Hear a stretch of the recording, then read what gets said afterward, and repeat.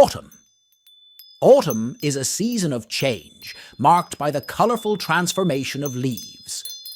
Trees shed their leaves, which turn shades of yellow, red, and orange before falling to the ground. The air becomes cooler, and people often wear warmer clothes.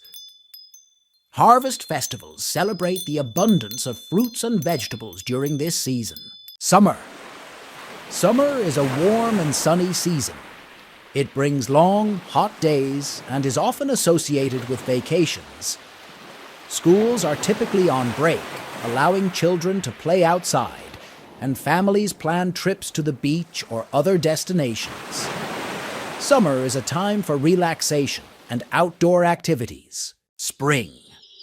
Spring is a season of rebirth and renewal.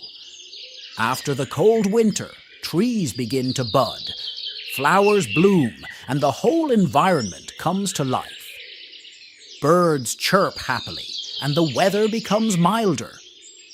Spring is a symbol of freshness and new beginnings. Winter. Winter is a cold season, often characterized by snowfall.